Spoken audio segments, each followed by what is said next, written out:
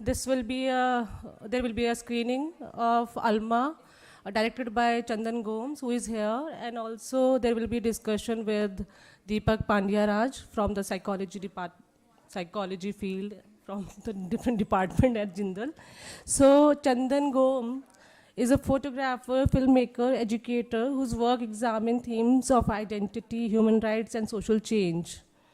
A graduate of St. Stephen's College, Delhi University, he was the artist in residence at the Center for Documentary Studies, Duke University, where he deepened his exploration of visual storytelling.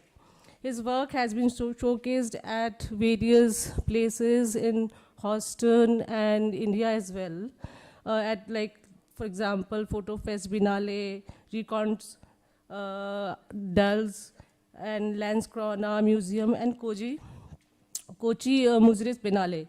Chandan has received numerous fellowship awards, including the INK Fellowship for Bookmarking, a grant from Frederick Norman Foundation to document Indian borders, and multiple awards for his acclaimed short film Alma, which we will be seeing soon. Widely published in outlets like the New York Times, his project amplify critical issues such as mental health, disability rights, and migration, offering powerful and enduring narratives. So now we will see his film, Alma, which is a 12-minute short movie which was released in 2024 March.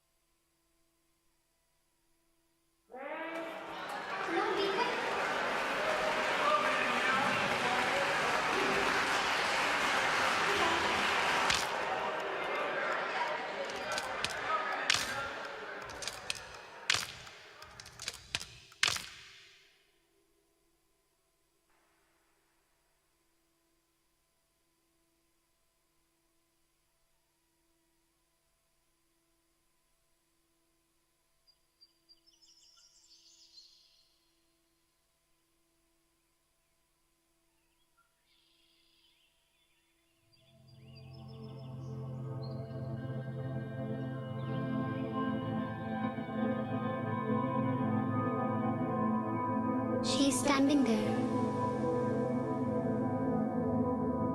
She shouldn't. Everyone can see her. She must stop. She needs to stop. You need to stop.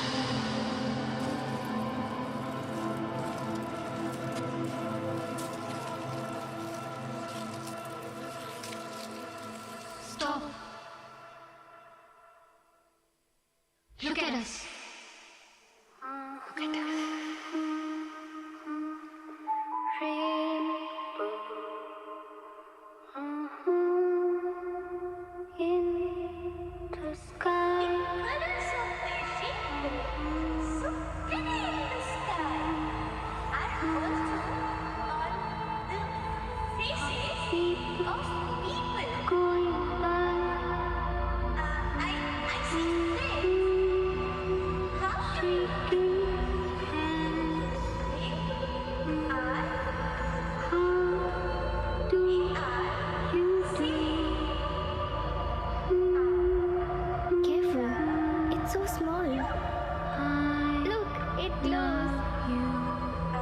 Drop it. Let it breathe. I love you. I love you. I love you.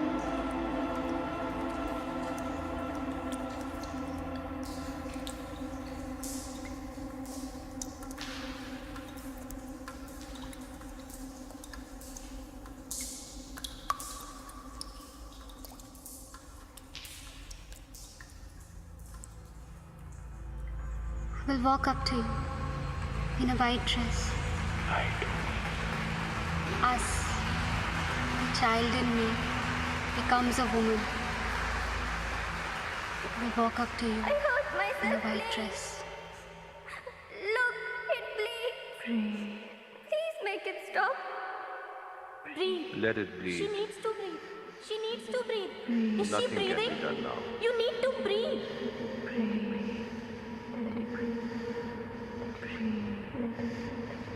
Breathe. What you come out to Let's play? play hide and seek. Let me see you. Let me see you. Creases in the sheets. Let me see you. There you are. Dilly dilly laughing the screen. Will you love me, dilly dilly, 'cause I love you? Who told you so, dilly dilly, who told you so? 'Twas my own heart, dilly dilly, that told me so.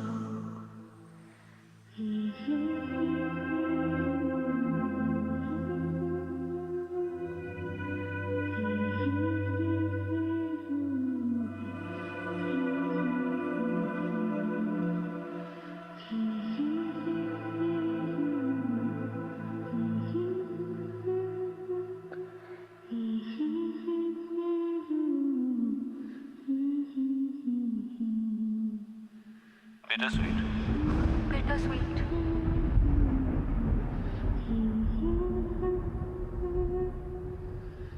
Bitter, sweet, bitter, sweet, bitter, sweet, bitter, sweet, bitter, sweet, bitter, sweet, bitter, sweet, bitter, sweet, bitter, sweet, bitter,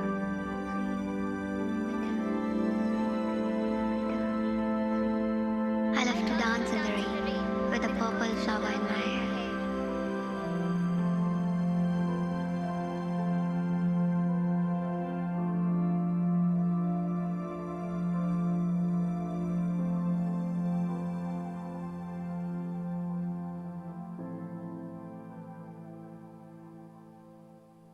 She sees him again.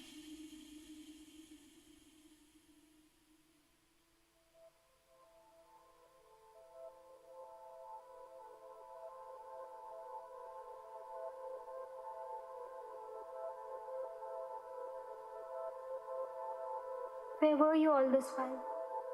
I was here. I couldn't see you. You weren't looking. You saw me. Yes. I love it when you dance. Really? Why? Should there be a reason? No. You're just trying to be nice. Do I look like a nice person? So you will break my heart. I will. Leave now if you wish. But I want to stay. Stay and sing a song. I cannot hear anything. An unspoken song. I have to leave. You left me that day. I loved you that day. You hurt me. I made you stronger. I'm alone here. Ghosts are. Am I dead? Your memories are. I have to leave. Leave.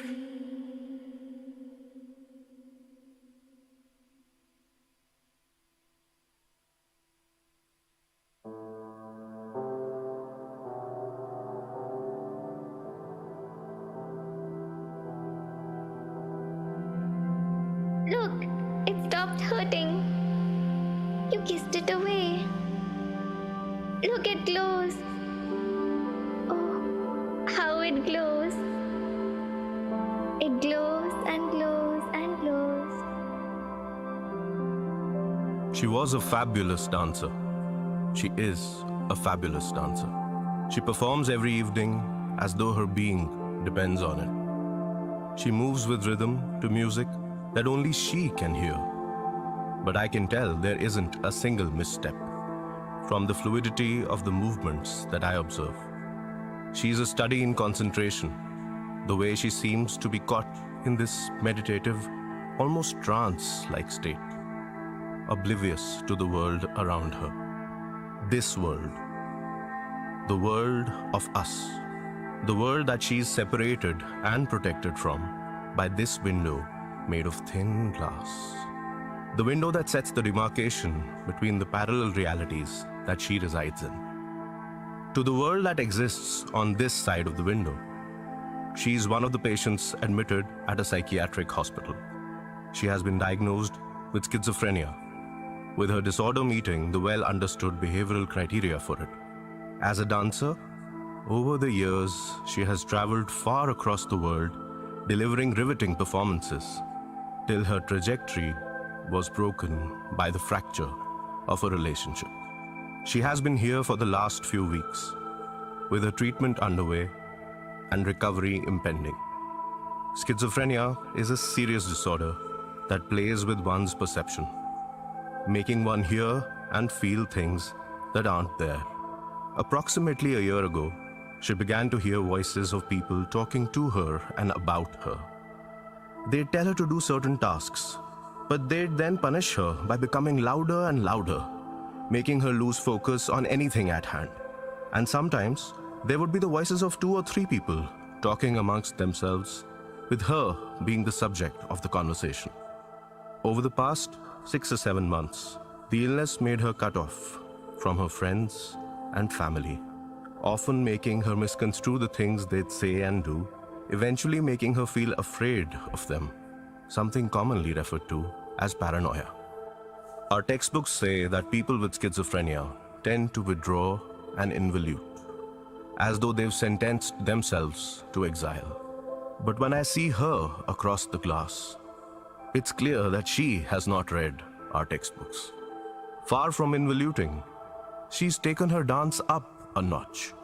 And with the effects of the treatment gradually setting in, her voices may completely fade away, and she'll begin to connect with the world once more. The glass window turns into a mirror at night. When she had just arrived, I'd see her shy away from it, from looking at herself. But with time, I see her gaze into it. I don't know what she sees. Perhaps she sees herself. Perhaps she sees her lover. Or maybe she sees infinite possibilities. She knows that now she can embrace what's on the other side. She's not afraid anymore. The window is a fine line between normal and abnormal, and the sides can be flipped anytime for anyone. But for now, we wait. What is your name?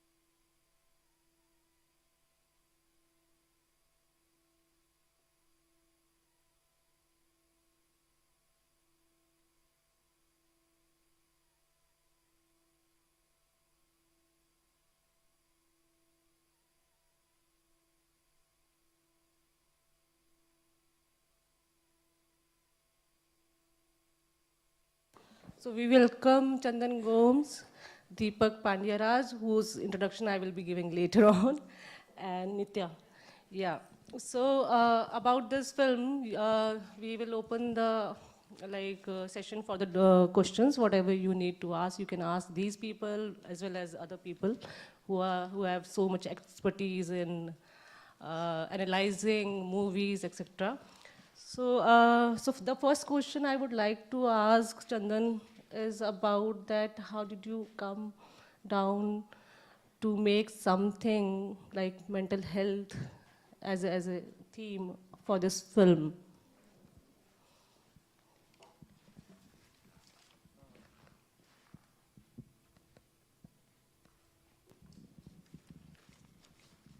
Hi. Good afternoon, everyone. I'm by practice a documentary photographer who decided to make a film during COVID because my logic was that, how worse can things get? So it's a good time to try something new, even if it kind of tanks or bombs. So as a photographer, I've been preoccupied in my practice with a couple of things. One of them was I was photographing a hospital over a decade ago in Jaipur, and I had to extensively cover all the departments. And the neurology department was something that always got my attention. And that was because I used to wonder that something that is, I mean, I used to see these patients of cerebral edema, which is basically swelling of the brain. And I used to wonder that, something that is happening inside the body, how far can a visual medium like photography show that? And that became a preoccupation. That is it even possible for photography to show something that is not visible? The other incident, which kind of again made me think deeply about it, was I decided to photograph a landfill in Delhi, the Ghazipur landfill. And the reason I decided to do was that whenever I was on the highway, specifically near the monsoons or during the monsoons, the landfill looked gorgeous to me, because you had the clouds, you had the birds circling it, and it was like this one mountain, even of garbage in the middle of the city. So I decided to go to the landfill, and I was doing the usual pictures, which everyone does. Like my background, I started out as a photojournalist, so I met a rag picker there, and he said something very interesting to me, which was, something I've never forgotten. He said that, see, I don't know why are you photographing this landfill. Khatta is what it's called, because the purpose of a landfill is to hide garbage, right? Like you're hiding a city's garbage in this. So if the purpose of an object is to hide things, can photographs really show it? And these two instances for me became like a lifelong preoccupation. So then I've been negotiating with those ideas in my photography, and they sort of spill into this film as well. Yeah, about the photograph, like you capture something, but then there are different kind of interpretation of the image. But in the movie itself, you can contextualize characters, their background. So how do you see these films playing that role in terms of like bringing the a different kind of like social background to the characters? So for example, taking from sociology, anthropology, like if we talk about different kind of a field, like for example, if we think about mental health. So as I was talking to you before the session about like there are different kind of a film which has emerged over the period of a time. If you think about on mental health, so your this movie reminds me of Dear Zindagi, in which Alia Bhatt dream of falling off the building, and this is her dream, which is like she is seeing these women who are commenting on her. So that how you again and again replay in a certain way the interaction with the people who have certain kinds of a judgment on you. So, similarly talking about House of Secrets, Burari death, Leena Yadav had made a documentary on that. So that, for example, in that documentary, so when I saw that, I was wondering about that why there are no sociologists, for example, brought to the documentary to talk about or to make certain kind of a, like giving a certain kind of a context, because there were journalists, Barkadat, and there were psychologists, but no sociologists. So, but in sociology, like there are Emil Durkheim, which has worked on suicide and that how we can understand suicide from a sociological point of view. So how do you see like using different fields of sociology, anthropology, in terms of making these film or bringing those kind of a perspective? Yeah, I'll try my best to answer. It's a really long question, but I'm just running it in my mind. Yeah, see, I think filmmaking, like any other art form, thrives in a context. specifically when you look at fiction. In fiction, at the end of the day, it becomes important. It is about what you want to say and the story you want to tell, rather than, say, an objective view of something. So when you see films on the Second World War, versus actual footage from the war, the interpretation of the same battle could be very, very different. So it depends on what aspect of filmmaking one is looking at. See, the Burari case film on Netflix. It is more like a docudrama. It is based on a real incident and it is investigating that, but it also has elements of fiction in a very latent way, where they're also trying to create a narrative that there's a beginning, there's a middle, and there's an end, and it almost has the vibe of a psychological thriller. Because when you read the case in newspapers or in magazines, it was clearly reported. So maybe for the filmmaker at that point, and also it also depends on how many people, what kind of an audience you wanted to reach. So maybe when the film was shot, because what we are looking at is the final product, right? Like an edit. Who knows, there were sociologists who were interviewed or other stakeholders as well. But maybe in the final edit, they decided to not include them.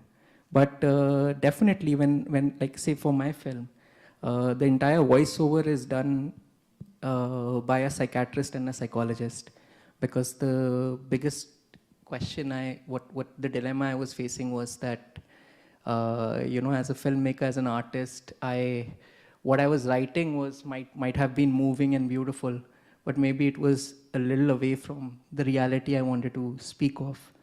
And I thought that issues of the mind or mental illness is sometimes at least misrepresented a lot. So I got a psychologist and a psychiatrist on board after research. I was working with different people, it was not working out. So the gentleman who basically delivers the monologue at the end, his name is Dr. Shwetang Bansal. He's a Delhi-based psychiatrist, and he runs an organization which looks at mental health in a very sort of in a very lived way, in a lived experience, and does a lot of programming around it. So we used to have these constant conversations, and earlier the ending of the film was very different. The ending was that the film ends with the first conversation between the psychiatrist, who you see at the end, and the patient. But it was abstract and it was poetic, but it was abstract, so I had to make a choice. So I went with this. So again, it depends on what you really want. For me, I think my practice as a documentary photographer and working in all those spaces informed this choice.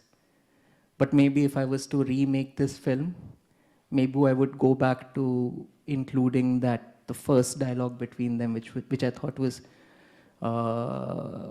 abstract and poetic, and didn't offer any conclusion, but let it be there. So it again largely depends on what is it that you're trying to say through your film or through any work of art, literature, photography, anything.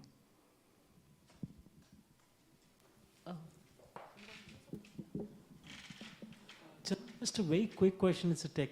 I was very amazed the camera work and throughout the sections. Could you just talk a little bit about colors and camera, just the way you used this in? Yeah. No, so I think that is where my training or my experience, I'm not trained as a photographer, but I've been in the field for over a decade now, really helped. Because my film had no dialogues, it had to be very, very visual. And I always feel that, be it photography or filmmaking, it is more about telling than more about showing than telling. So that became a primary focus for me, that like it begins with this dance piece. So we are assuming that at least I assume that the character had a history in dance. Perhaps she was a dancer who's here, which the psychiatrist at the end also sort of speaks of. So even when I was working on that piece, I was working with this choreographer who works on contemporary dance, Mandeep Rekhi. So the entire sort of context I gave him was that it has to be very physical and expressive, and It has to bring in her turmoil, it has to bring in her dilemmas, it has to bring in the fractured sense of the self. And with the DOP, the entire thing was that make it as, as moving as possible. Let us just divide every scene and see how her hands are, or what is the gesture on her face, and also work with a lot of light, like, divide the space into two parts. So let's put her in the blues and give the warmer tones to the room inside, which is basically a room of discarded objects in that hospital or that hospice or whatever that space is, to also kind of turn around the idea that how colors work. Like at the end of the film, when I was thinking of this film, writing it or making it, I felt that room inside was where everything is restricted and constricted, though it has all the warm tones and the warmth of light and everything, whereas on the outside where she's struggling and is alone by herself in that amphitheater, that is where there's some kind of real freedom.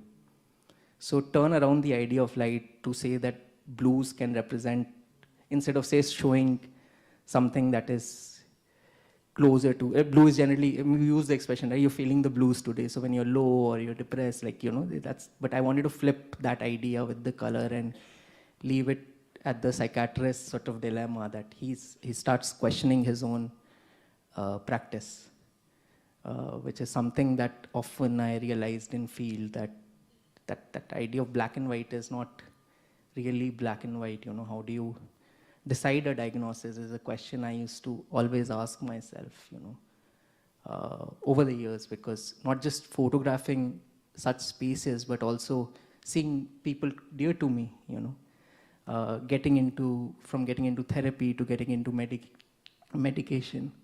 Those were questions that constantly I kept thinking, that how does psychiatry decide?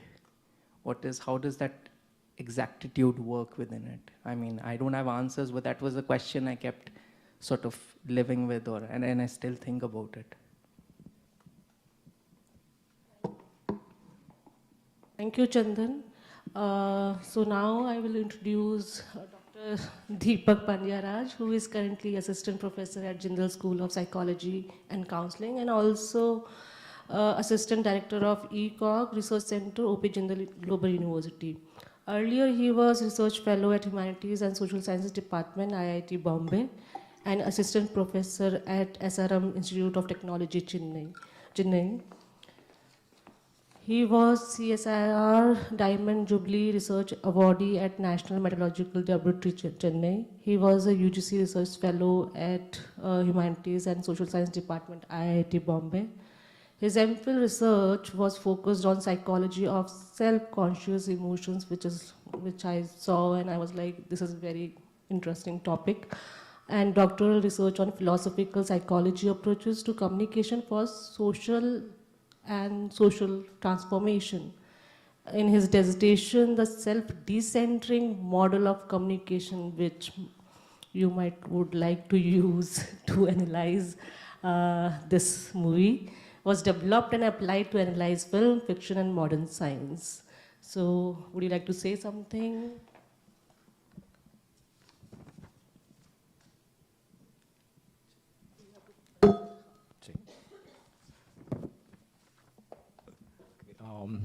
When I just managed to watch the film and listen to my own voice, this is what was happening to me.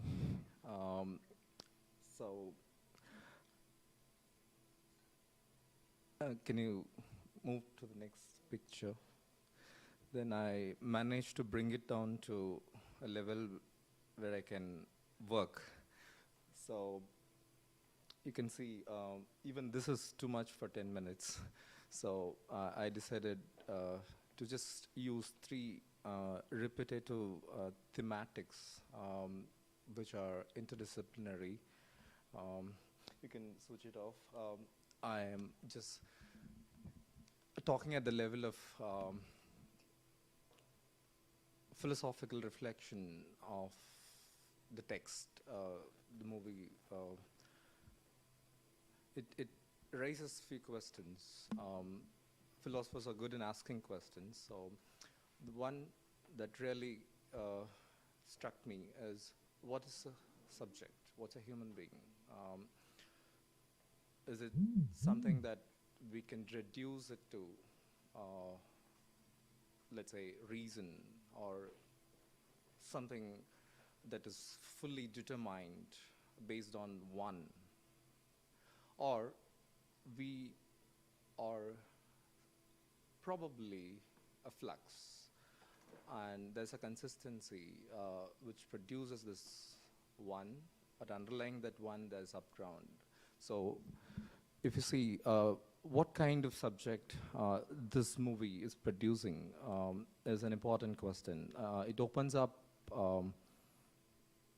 a possibility of understanding humans with their fragments and split in the subjectivities. So the three themes that I identified, the first one is transversality and then interdisciplinary thought, is something that I really see this movie as a space which allows for transversality to think at various levels simultaneously. This opens up that possibility. And the second one is we have this understanding of film which has to say a narration, a story, which begins with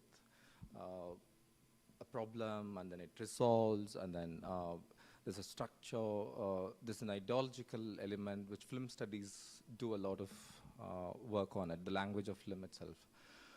But a movie like this, a short film like this, it brings notions of memory, time, and it disrupts it through affect. So it speaks at the realm of pre-linguistic experiences that are there in us in an affective way. If you see the first half of the movie, I see the first half is an opening, a window to a world. I would say worlds, or voices, plurality, the symphony of multiple voices coming together, or multiple memories coming together. I would see the first half of the movie has three disruptive moments. There's a way the subject is relating to the other subjects, and then you see the transition. The way subject is relating to its own self, and then you see the self relating to a significant other, one other, and you can see these transitions visually. Every transition is not smooth. You can see the use of gestures like a pointed finger to move from one voice to the other voice or a different stage. You can see the flower, you can see the colors that he used. Helps us to understand the flex and the dynamicity of her world, the subjective world, which is what I find very interesting. The capacity to engage in a mode of thinking that is not diagnostic, not at the level of, let's say, the truth that refers to a condition which is this and not anything else is challenged. You can have a plurality of that reference if the mode of thinking is beyond the symbolic understanding. And I think one interesting point, I'll talk about the film, and then I'll leave, is that this film is acting as a machine, which is a prediction of thoughts, which is possible if you engage with the text over and over again, over and over again. Even in movies, popular movies which talks about psychological disorders, they are refining the text, they're refining reason, they're refining the diagnostic knowledge again and again, referring to itself to an extent that anything else is not possible. And here you see something else.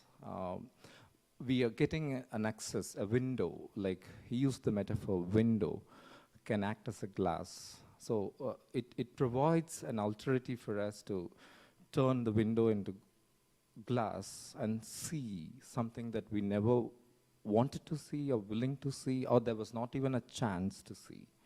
And this production of desires, I mean, I was really sad that the first half ended and then the psychiatric voice or the other voice came. I was just invited and then pushed out. So that's how it affected me. I think one last point with which I'll just end this.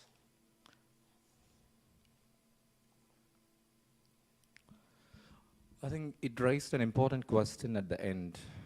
For now, which means it's opening up new space. For now, means it's trying to shake that frozen understanding of what this condition is.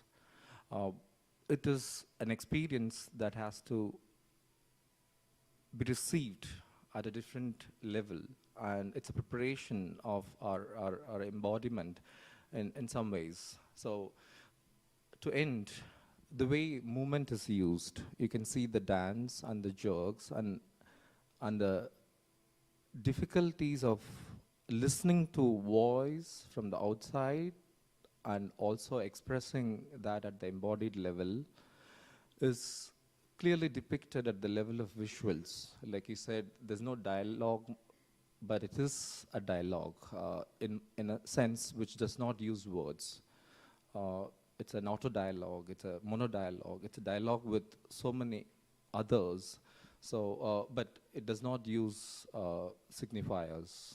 With that, I'll probably allow Nithya to share a little more on the film as such, as a text.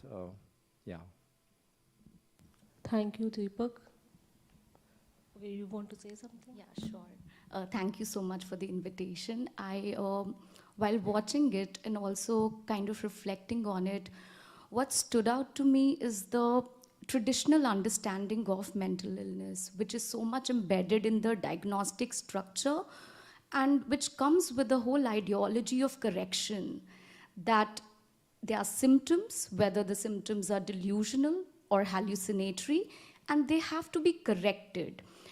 And the recent contemporary and the most radical or critical discourse in psychoanalysis especially starts with the whole notion of the subject. And this is the speaking subject who is always mediated by an other.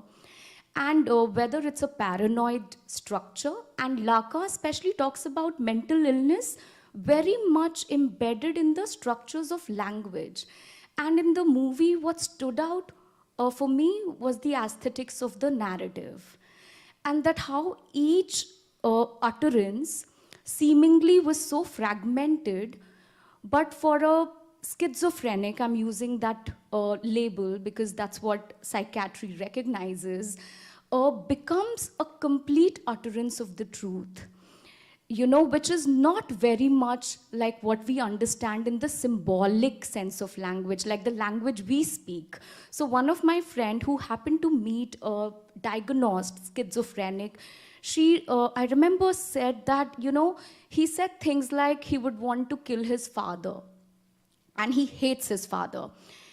And that seemed so problematic to the people, knowing how many cases of crime and murder, whether we understand about familial psychosis in the case of, you know, what we talked about, the Burari case. I mean, definitely the whole system of family was engaged. And that turned out to be such a psychosis. So what I'm trying to suggest here is that the language which the paranoid subject or so-called the schizophrenic, schizoid subject speaks is very important, because it's not layered in the language of the symbolic which we are trained, where so many repressions work, where there is so much of hesitation to utter the truth, you know, that I hate you or I don't like you, things like that. But for the case of schizophrenia, there is the rupture of the symbolic. You know, in Lacanian sense, it's called the real. You know, the real is what is being permeated, whether it's through body, I mean, and it kind of, you know, ruptures the structure. symbolic. I mean, even in the cinema, we saw, how her dance movement was beyond any structure. I mean, that's not how we imagine any dance form to be like. It was so free flowing, not even subjected to any imagination of the dance form we are used to. We could not put it as, oh, it's this. It's something where she is with the embodiment of her experiences. And what was equally important was the structure of the language, where everything and it's kind of mediated by another, whether it's paranoia, which came out, contemporary psychoanalysis recognizes that, in fact, the relation with the knowledge in itself is a paranoid position. Why? Because the other's desire or the desire of the other always is threatening to us. I mean, so it's not just the desire to know, but also the desire not to know. I don't want to know so many truths about myself. Hence, I'm kind of fixated in the symbolic, trapped there. So I think this movie really was so emancipatory that rather than understanding the language of the subject, whether it's paranoid, whether the society can operating in the paranoid frame, we have wars, we have rivalries, but we kind of subject it to an individual who needs to be treated. So I feel, as Erik Erikson says, that I'm just kind of making it overly simplistic, that mental illness, people who carry the symptoms or who speak the truth of the illness are actually the radical dissenters. They are speaking the truth of the society, So that's where I feel sociology, I mean, if you look at her relation, the intimacy, that was very deeply ruptured. The other was not recognizing whatever she said. It was only a negation of, I will leave, I left you for good, what we in different terminology, talk about gaslighting, which is a very clinical framework. But this dialectic, and I feel schizophrenia is somewhere, the position, not as a clinical condition, really breaks free from the other, the language, So, yeah, this is what I wanted to say. So more than treating or correcting, it's so much about really understanding the expressions. Thank you, Nitya. So I would like to take one or two questions from the audience.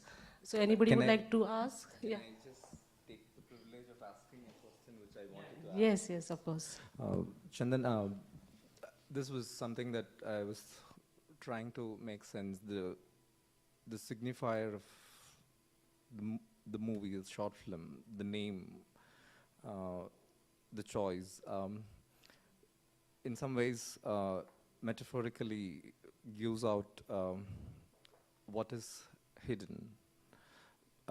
There's a way it reveals something, but what reveals is concealing something. So by revealing this way, it is opening up a new possibility for what was concealed. So I want to know what went behind the choice of that name of the movie and why it was lost.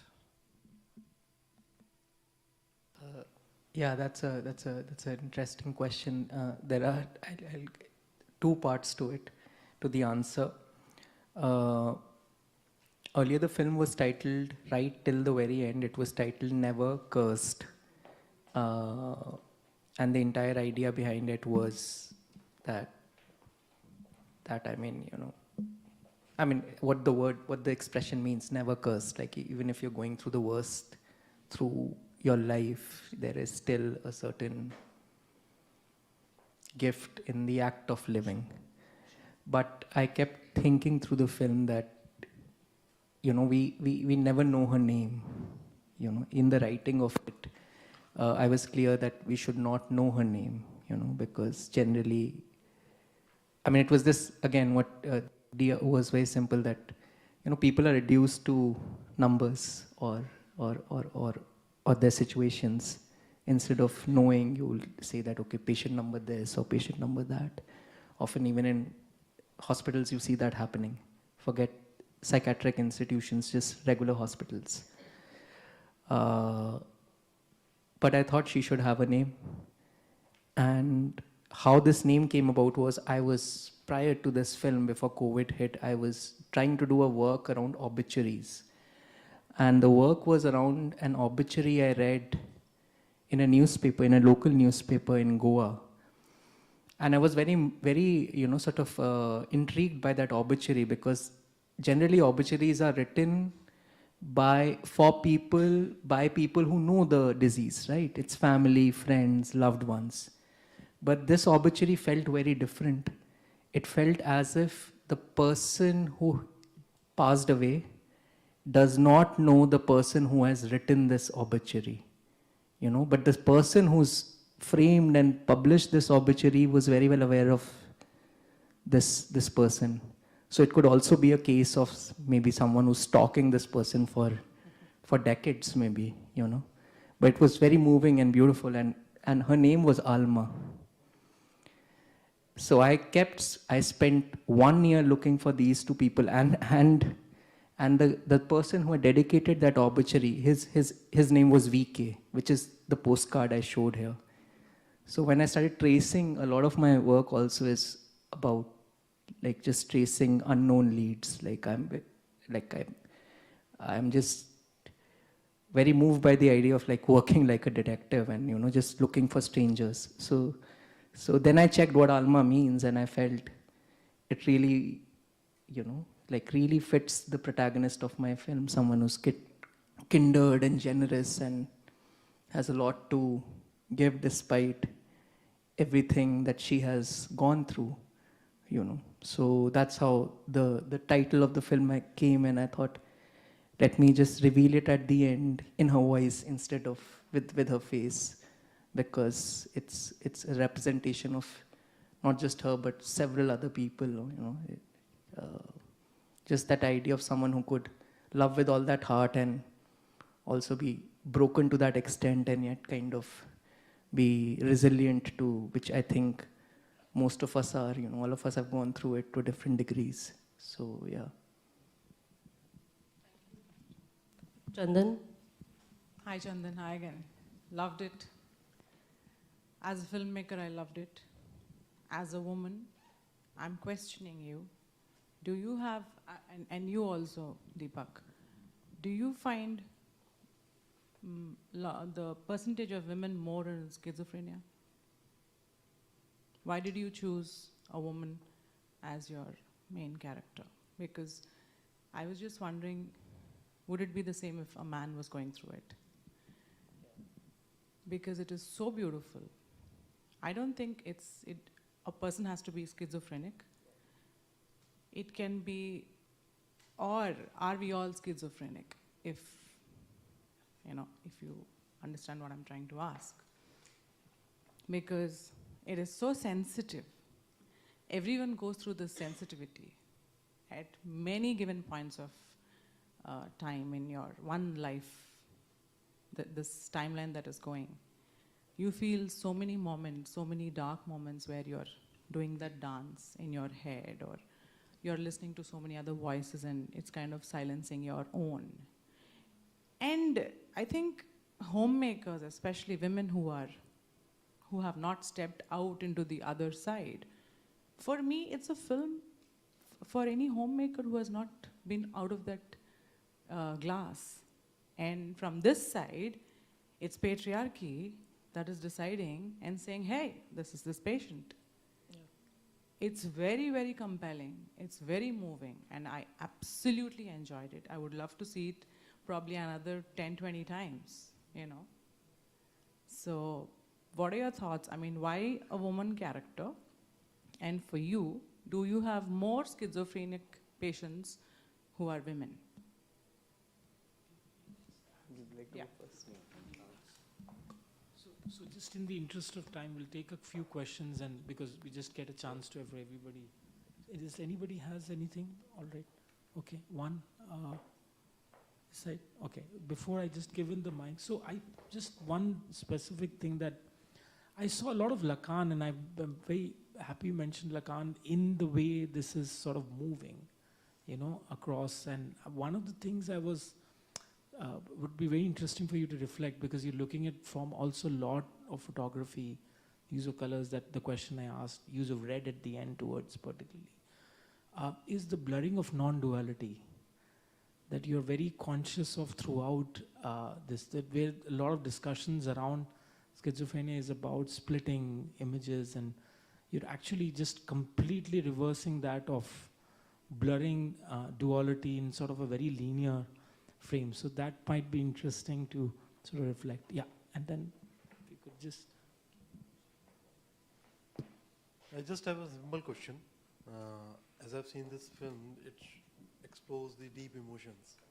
I want to know, as a director point of view, what message or feeling you want your audience to take away from this.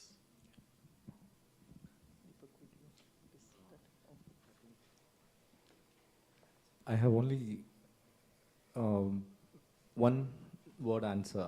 I really don't know about the numbers. I did not really see this character as women or men. Unfortunately, I did not have that perspective. But what I saw is probably the other half of the question. All of us are schizophrenic. That is an interesting question for me, because I don't know what the number says. I don't know if Nitya knows or someone else knows. It is a potential possibility for all our subjects to experience the schizophrenic potential of knowing ourselves deeply. In this case, the way this mode of thinking through its film that has given access is the flow of desires. If you consider society as a machine that produces desires in you, capitalism produces certain desires whose origin is not you and your unconscious. But here, you can see a subject and the desire and the flow of desire in spite of others, in spite of the significant other constituting you. It flows from the unconscious of that subject that was depicted, which is challenging the ideology, challenging the other, challenging in some ways not let the other completely consume me and say, here I am, that you can't totally determine. That's my short response. Yeah, I'll take all the questions in chronological order. Yeah, that's a very interesting question. You know, I think there could be several answers to it, but I'll try and focus on the ones that mean the most to me. I think COVID was a period where, you know, everyone went through a lot, and that time I remember just before I decided to make a film, I was out of a relationship which felt like I was relieved to be out of it, and, you know, I really wanted to make something coming from it, you know. But when I started thinking of the idea, I also started thinking of the other person, you know, that if maybe I had a horrible time in it, you know, she also had a horrible time in it, and just as a theoretical exercise, I thought that why not remove myself from that equation and see what was happening. And then I realized it's very difficult as an artist or as a writer to write, for a man to write women, you know, because, and then suddenly I was going through all the films I might have seen in my life, and I was thinking that, you know, a lot of things that I thought I took for granted or I never noticed, they started coming out. And then it became almost like a challenge for me that you know, let me write a character, let me see if I can,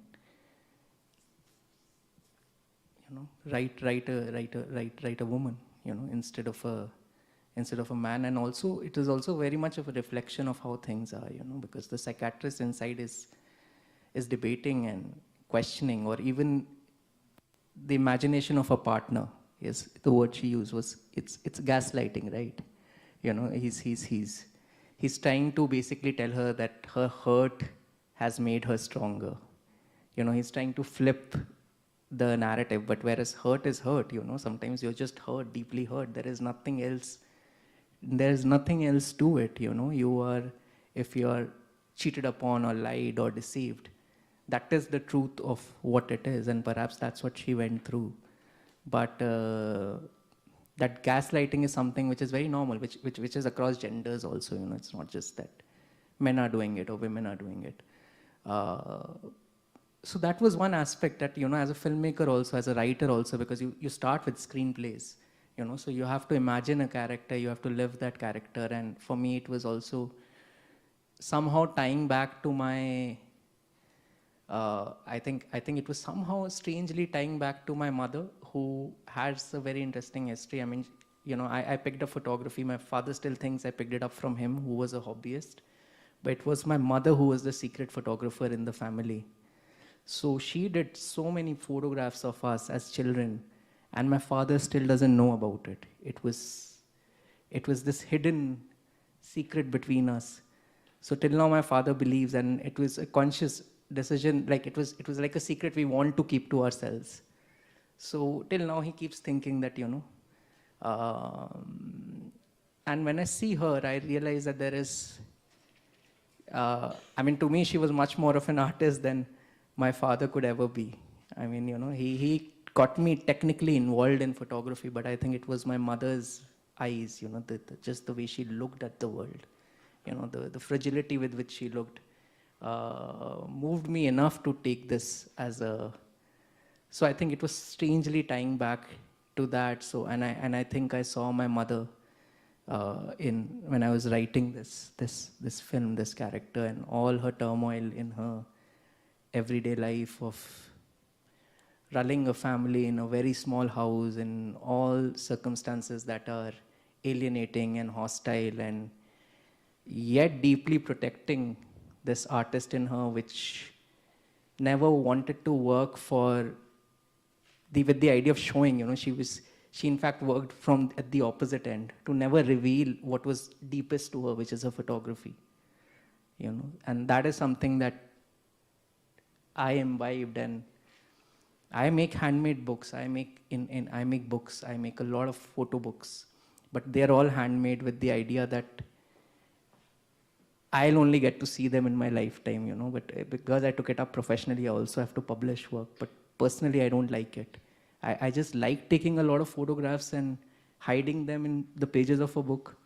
So I think it's for me connecting with my mother deeply. See, that's why, as a woman, I could immediately connect, because I had played all kinds of roles, including homemaker, including that struggle, that conflict. Yeah. So if you remove schizophrenia, if you remove the title, if you remove this panel, it's a great film. It's a beautiful struggle, it's a beautiful conflict, right? And the way the man analyzes it, unfortunately, that's how you picked your characters. If you would put a woman on this side and put a man on that side, it will not be judged so much, but I love it because it's very normal and natural, at least now. Yeah. And I hope by the time my daughter grows up, the roles could be reversed. In a very natural, organic way. Yeah, that's true. Coming to your question, give me like a few seconds, I'm just running it. Yeah, the non-duality of it, I think for me, I am someone who always tries to, like when I was, studying philosophy, I didn't understand most of it, It's only later when I graduated and I was working as a photographer that things started to make sense to me. So I used to think, we're studying Descartes and we're studying the Cartesian method he's invented, and what does that even mean? And then I remember years later, I was watching a documentary somewhere which was on the vivisection of animals and insects and all of that. And that's when it struck me that, okay, it was so relevant what I was studying, because suddenly when Descartes created the Cartesian coordinate, he spoke of the mind and the body separately. So if the mind and the body is separate, the body can suffer, but the mind will live, which is what also Oppenheimer alludes to when he made his speech. So I was not surprised that the atom bomb was dropped on, on 2 entire cities, because the entire idea is that the body will perish. That's what, So duality was something that created, for me, suddenly I realized, wow, so much violence can just be justified at a very philosophical level. Forget all the other concerns. The fact that the two are separate. And that's when it sort of got me back to parts of Indian philosophy or philosophies that didn't recognize this duality but integrated both the mind and the body together. So with this film, that was the idea. That was somewhere, it was always in the subconscious, perhaps, you know, until this question, because which it is with a lot of art, you know. You're just living with a lot of ideas and then suddenly it comes out. So perhaps that flip happens from there, that there is no duality. I mean, for me, the psychiatrist is as much as a patient, because he's a patient of two things. One is his own scholarship, and the second is of his own inability to go into those grays, to accept freedom from different spaces, to have a new definition of freedom. So to me, they are, you know, he's no different. He is in his own prison. If he thinks that she is in a prison of some kind, so is he. Yeah. Now the question is, whose prison is worth living in? And for me, I'm clear that I would rather live in her prison than his. So I hope I answered that question. Yeah, maybe even I'll have to see it. Yeah, the last question I'll just answer. So there were only two concerns I had, and they all came from my life. It was nothing to do with the film, you know. One concern was that if the act of loving can cause repeated pain, then why we as human beings do it again and again? Why do we not refrain from loving someone, knowing that you could have just maybe endless heartbreaks in it, you know? Why? Like that's I used to always think, you know, as an artist, as a person, in every possible role that I could be, you know, it always fascinated me. And the second was that how does one decide with that kind of steadiness that a particular mental state is categorized as normal and the other is seen as an illness? Like, is there a definitive way? Is there a definitive way? And I don't have an answer to this. Again, for me, both are questions that I keep looking at and exploring, because you'll talk to different stakeholders, you'll have different answers to it. So it's sometimes it's just about being with those questions. So that's where I am right now. But maybe 10 years later, I'll have more information on the second aspect of my answer. Thank you so much, Chandan and Deepak, Nitya as well. So, yeah. So after,